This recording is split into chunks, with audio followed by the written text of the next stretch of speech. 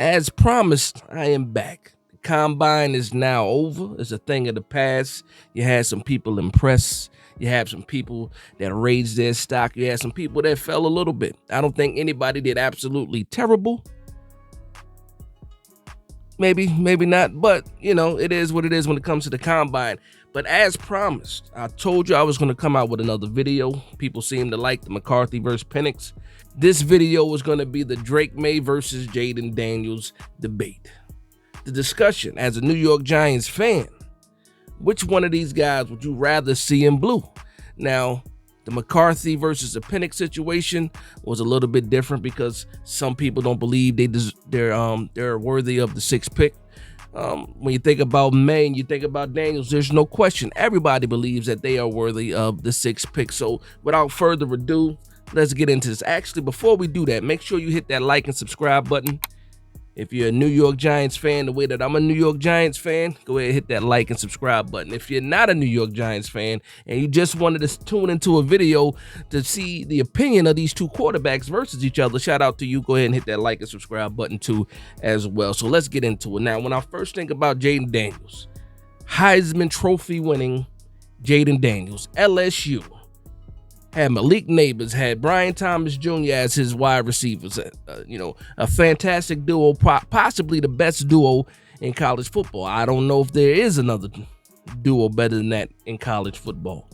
Now, Penix has probably the best 3 wide receivers in all of college football, but LSU was right there with them. So, Jayden Daniels, 6'4", 210 pounds, had 3,812 yards this season, 40 touchdowns to 4 interceptions, and a 95.6 QBR.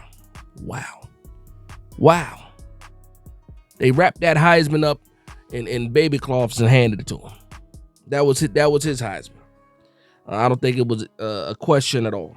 Then you look at Drake Maye, prototype, 6'4", 225 pounds.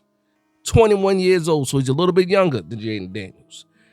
3,608 yards, 24 touchdowns, 9 interceptions, the QBR of 79.3. Now, his QBR, out of these top quarterbacks, his QBR, I believe, was the least out of those top guys.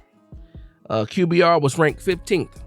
Jayden Daniels was first with his 95.6. So when you stand these guys side by side, you got one guy that's built on the frame of Lamar Jackson.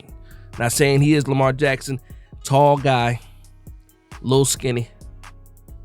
To some people, he's a little skinny. To me, he's built like an NBA point guard to me. He looks like an NBA point guard. In my opinion, he does need to gain weight. I was surprised to see him weigh in at 210. You know how these guys do. They probably drank 2 gallons of water before they weighed him. But he can possibly build on that frame. Shoulders are a little bit small, even in the shoulder pads. So how much bigger can he get? And does he need to get bigger, or does he just need to be stronger? Drake Maye, on the other hand, big guy, and most likely is going to get a little bit bigger. He's 225 now. I could see him, after his 3rd, 4th year in the league, he could possibly be 230, 235 maybe. But he can handle that weight. Both guys are dynamic playmakers. Now, Jayden Daniels is the playmaker of playmakers, but both of these guys are dynamic in their own right. The one knock that I will say about Drake Maye is he's a little bit of a risk taker. He's a little risky, and people will say, he's like Josh Allen. He's running around making these plays. A man threw a left-handed touchdown when he's righty. He's not afraid to, throw his body in there to a fault. We've seen him take some hits that were unnecessary. In the ACC, yeah, you can do something like that. But you're not trying to run over these guys in the NFL. These are grown men. Grown men that have been getting paid for a long time. You're not going to do that. And also, just because you like to play like Josh Allen, or people say you might look like Josh Allen, you don't have that kind of weight. You don't have that kind of moxie. At least I don't think so yet. But again, he is fearless. Fearless when it comes to wanting to make the play.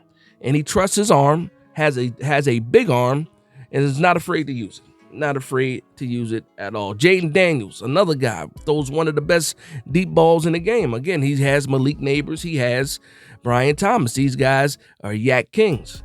But not to say that he's not putting the ball where it needs to be.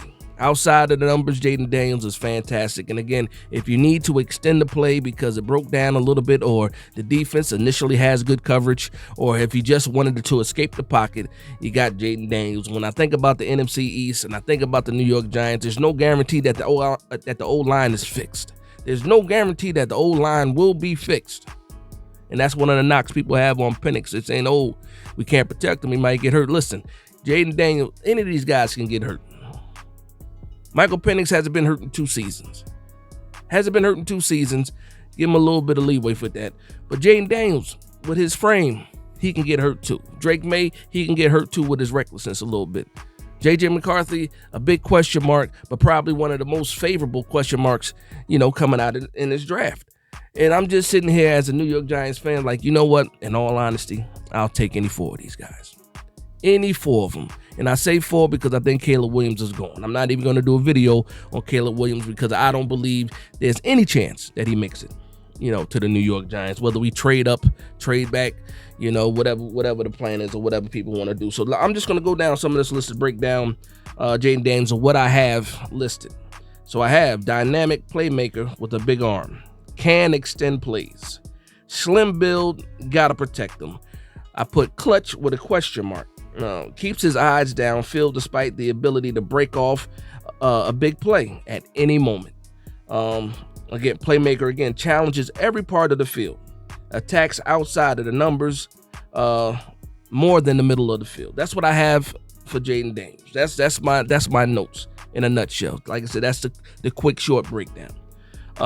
When I talk about Drake Maye, I got the prototypical quarterback. Very athletic. Playmaker, trusts his arm. He was a 2-year starter. Big arm, very, very big arm. No lie, that's the notes. Tough to a fault. Thinks he's Josh Allen. That's what I said. Those are my thoughts. I don't believe that he thinks that, but that's what I'm thinking when I watch him make some type of plays. Will take some risky chances that'll make that'll scare you, but usually it works. Laugh out loud. That's my notes for Drake Maye. Now, again, it's about preference. It's about whatever your cup of tea is. What are you looking for? What are your ideas for the quarterback of the New York Giants? So nobody's really wrong. I love the debates. I love the back and forth in the comments. I love the back and forth in social media. But to think that the New York Giants are in a position right now to possibly fix the quarterback position is just a great position to be in. Now, some people will say, oh, what are you going to do? Put them behind this offensive line? They're just going to struggle. Why do people think that the New York Giants will not address the offensive line? Why do people think that, just like they say for the quarterback, is there only a first-round tackle in the draft? Are there no offensive linemen in free agency? Why, so when people say, okay, we're going to get Malik Neighbors, wide receiver, you can't pass up on a talent like that. They don't say that, then we can get a quarterback in the second round. That's what people say. So why can't you get the quarterback and get the wide receiver in the second round? Why can't you get the quarterback and get the offensive tackle in the second round? There's enough guys to go around. There's enough picks to go around. And when it comes to talent, I understand these guys are big talents, but the most important position on the field is the quarterback. So again, I want to thank everybody for vibing with me. That's my quick breakdown of those 2 quarterbacks. At this point in time, you've probably watched 100 videos about these quarterbacks. I wanted to just put in something I just wanted to give you guys something that was very short. Pause. Sheesh. Give you guys just a synopsis of these 2 guys and where my head is when I'm thinking about these 2 quarterbacks.